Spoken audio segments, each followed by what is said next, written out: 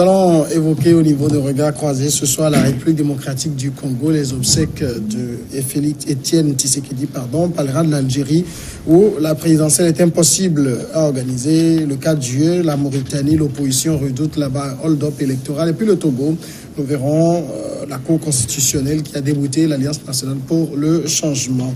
On va parler de ces sujets ce soir avec Constant Lemou, analyste politique. Bonsoir Constant. Bonsoir Samuel, bonsoir à tous ceux qui nous suivent sur le vol.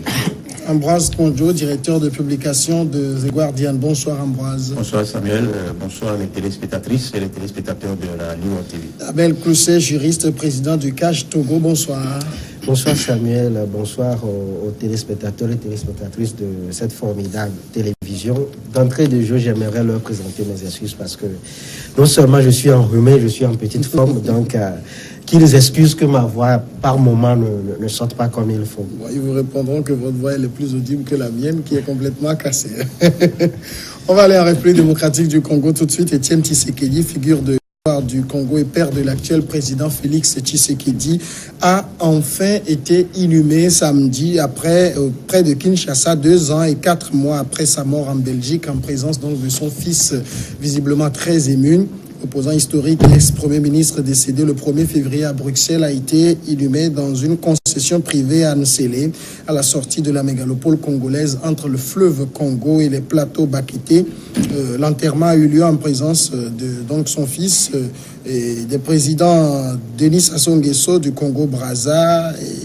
Cet enterrement a mis fin à 3 jours de funérailles et surtout 28 mois d'exil de fête d'une dépouille mortuaire dans un funérarium de Bruxelles. C'est fini. Abel Clousset, la page Etienne Tshisekedi, elle est finalement close.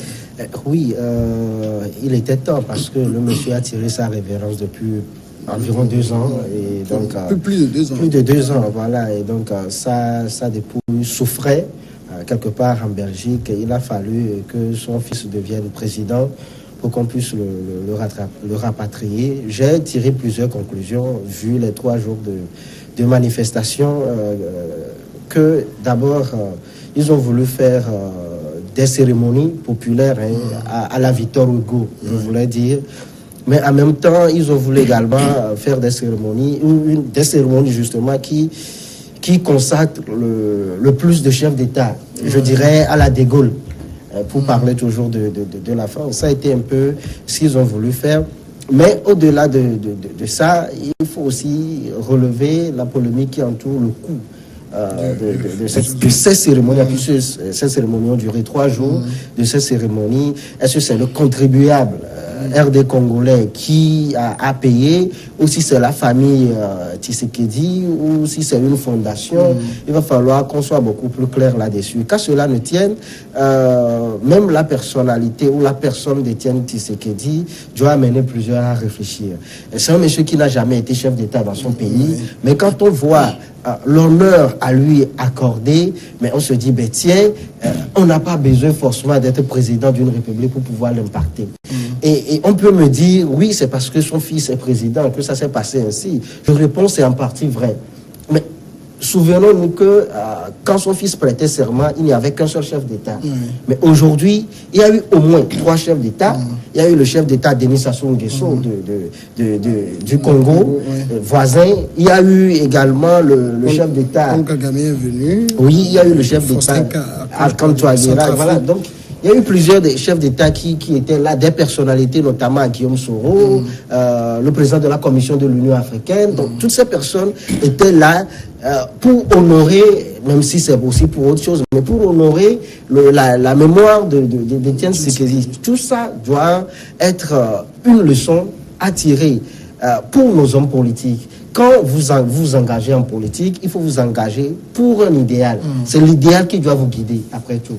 Alors, Constant Lemou, Abel Clousset l'a dit tout à l'heure, Etienne Tshisekedi n'a jamais été président de la RDC, mais quand on voit les hommages qu'il a reçus, ce sont des hommages d'un ancien chef d'État. Est-ce qu'il aurait pu les recevoir à ce niveau si son fils n'était pas président? Je pense que la page de Etienne Tshisekedi est loin d'être fermée. Son animation ne signifie pas la fin de l'idéologie qui l'a impacté à la classe politique congolaise.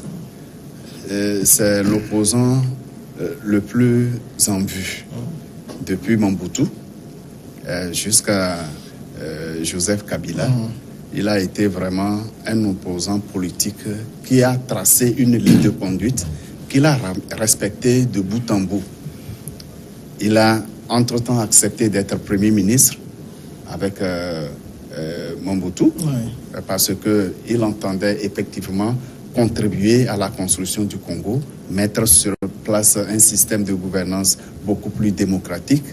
Donc, c'est un homme politique qui, dont la carrure ou le charisme dépasse les frontières de la République du Congo.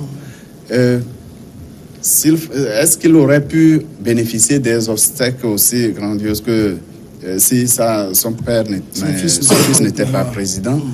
Je dis, d'abord, lorsqu'il est décédé, les obsèques ont été programmées, reportées à plusieurs reprises. La mobilisation qu'il y a eu en ce moment-là montrait clairement qu'il portait encore, le peuple congolais le portait massivement dans son cœur et qu'il aurait reçu des hommages aussi grandioses, sauf que rien ne garantissait la présence des chefs d'État étrangers. La présence des chefs d'État la dernière fois montre un accompagnement de ces chefs d'État au nouveau président qui se trouve être le fils de Tshisekedi. C'est sous cet angle seulement que je trouve que, bon, je me dis, enterré en tant qu'opposant, ancien opposant politique, les chefs d'État étrangers n'auraient pas fait le déplacement du Congo à cette occasion, mais cette fois-ci, leur présence a rehaussé quand même le niveau, ou du moins les hommages, le niveau des hommages dont Tshisekedi est bien digne. Et je pense que l'histoire de la République du Congo et l'Afrique retiendra son nom et sa politique. C'est un exemple à suivre par la classe politique africaine. Ambroise Ponjo, Tshisekedi, un exemple à suivre. On oublie quand même, quand on retourne un peu dans le passé, qu'il a été un personnage très sulfureux aussi.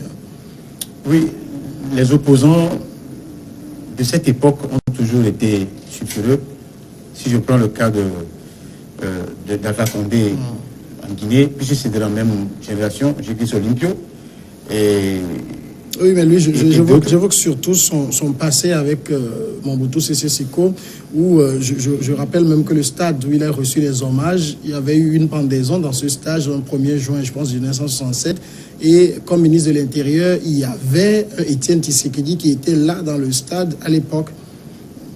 Oui, c'est vous dire que avoir quelqu'un jusqu'à ce stade où il a été enterré la dernière fois, avec Mobutu, c'était pas évident, parce que Mobutu, c'était le summum même de l'autocratie, de la pire des dictatures, avec toutes les formes de spiritualité possibles, qui consacre toute la République, tous les Zaïre en ce moment, avec cette histoire d'authenticité africaine, qu'il a transporté, qu'il a exporté plutôt au Togo et ailleurs.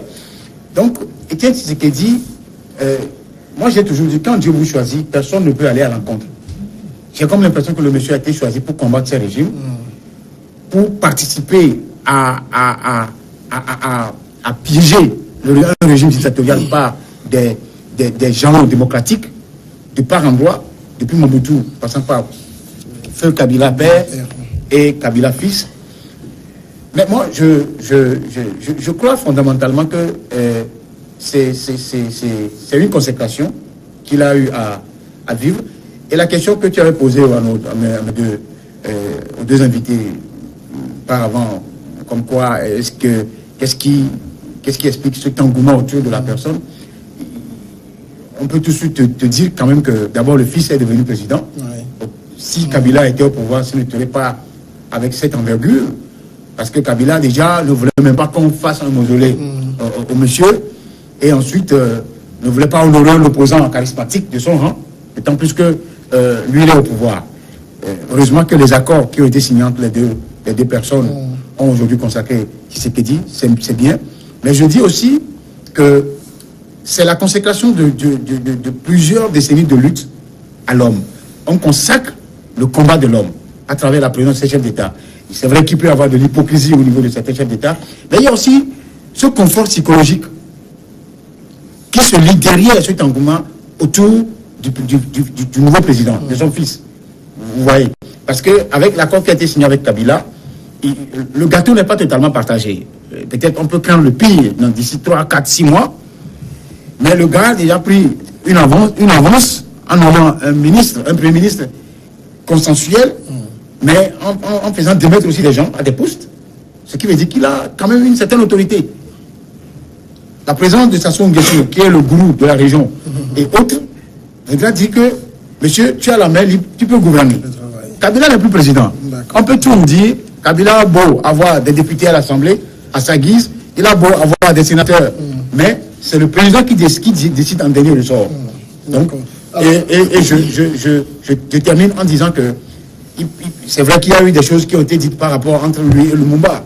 Oui. Je ne me rappelle pas de cette période-là. Il a participé à l'assassinat. Non, écoutez, le nom des Américains a été cité dans cette histoire. Oui. Mais je me dis, je n'ai jamais eu à entendre le nom de Tshisekedi quelque part. Il peut y avoir des rivalités de leadership entre les deux, parce que c'est des gens de la même génération pratiquement. Mais aujourd'hui, l'histoire a retenu que c'est Tshisekedi qui a survécu. Et l'autre est devenu une icône immortelle. Donc les deux ont gagné. Abel, on essaye, comment dire, de prendre le combat d'Étienne Tshisekedi. C'est vrai qu'il a fait très belles choses en tant qu'opposant pour effacer un peu son ardoise du passé. Quelque part, oui. Dans le monde et surtout en Afrique, quand une personne n'est plus, on essaie beaucoup plus de retenir les bonnes actions de cette personne-là. Il en va de même pour Étienne Tshisekedi. Moi, par rapport à même ces accusations, j'ai envie de dire autre temps, autre mœurs. Il y a eu le cas de Mathieu Kérékou au Bénin, qui était marxiste, dictateur, mais quand la donne a changé, il est devenu un démocrate, ou du moins il s'est comporté en démocrate. Donc, Tshisekedi, quand également la donne a changé avec ce que Kabila père a eu à faire, Laurent Kabila, on a vu que lui également, il a dû changer totalement de fusil d'épaule. Moi, je suis un peu gêné pour reprendre ce que Ambroise a dit, quand on parle de choisi par Dieu. Moi, ça me gêne un peu parce que ça remonte au discours en Afrique de 1960 où les gens ont cru qu'ils ont été choisis par Dieu et que seul Dieu peut constituer une limite. Et comme tel, ils ont eu à brimer leur population, à faire tout ce qu'ils veulent avec leur population. Je ne suis pas contre ce débat, je dirais, politique ou de philosophie politique sur l'origine du pouvoir, notamment l'origine divine. Justement, l'origine divine. On peut se référer aux écrits de Saint Paul à cet effet. Mais moi, je penche plus pour la thèse du contrat social de Rousseau. En réalité, c'est beaucoup plus aujourd'hui un contrat social. Si Dieu choisit une personne, c'est entre Dieu et lui. Ça n'engage pas le peuple. Et donc, ce qui engage le peuple, c'est ce contrat-là qui lie cette personne à lui. Et donc, pour revenir en RDC, aujourd'hui, le débat doit être porté au Parlement pour savoir que si oui ou non, il doit être élevé au rang d'héros national. À mon avis, on n'a pas besoin de faire autant pour lui. Il a été un grand homme, il a vécu en tant que grand homme, mais il a également ses limites comme tout le monde. On se rappelle tous du fait qu'il a eu à donner des mots de tête acerbes à l'ancien Premier ministre togolais Edem Kodjo au cours de sa médiation. Mais moi, la seule chose que je continuerai de reconnaître à ce monsieur, ça a été sa constante quand il a changé. Il a été constant. Depuis son changement jusqu'à sa mort. En même temps, quand on le dit, il faut se demander si cette constante-là, pour la constance, est une bonne chose en politique. Parce qu'en politique, c'est une qualité d'être constant, mais il faut être également malin. Son fils aurait peut-être adopté cette constance qui n'aurait pas ses funérailles là aujourd'hui. Parce que quoi qu'on dise, si son fils était rigide comme lui-même il a été, ou comme son père l'avait été, aujourd'hui il n'y aura pas cette alliance entre lui et Kabila fils pour qu'il devienne président. Et pour finir, moi j'aurais aimé que pour ces occasions qui peuvent fédérer tout le peuple RD congolais, on ne puisse pas exclure. J'ai été sidéré de constater que quelqu'un comme Martin Fayulu n'a pas été invité. Et là, c'est une erreur politique que ne fait pas souvent, excusez-moi, parce que nous sommes sur un média international, mais je veux parler du Togo. C'est une erreur politique que ne commet pas souvent le gouvernement togolais ou le chef de l'État togolais, parce qu'en invitant Martin Fayulu, il va être présent. Et en répondant présent, c'est qu'il reconnaît de fait la victoire de Tshisekedi. Oui, je voudrais apporter du grain à moudre à Abel quand il parlait de l'histoire, philosophie politique. Vous savez, j'ai pu comprendre quelque part que en réalité, comment on appelle on parlait tout à l'heure la constance est vertu. La constance est vertu. Mais l'habileté est gagnante. C'est ce que j'ai pu comprendre de ça. Et je crois aussi que s'il faut aussi chercher à aller loin, c'est ce vice-président c'est Nixon, je crois, chez Nixon, celui qui était, quand on a assassiné Jefferson Kennedy, qui disait que l'événement m'a choisi et le destin m'a choisi, les événements font le reste. Ce qui veut dire quoi? Je propose de marquer la pause. On va aller en pause et on revient tout de suite après pour continuer.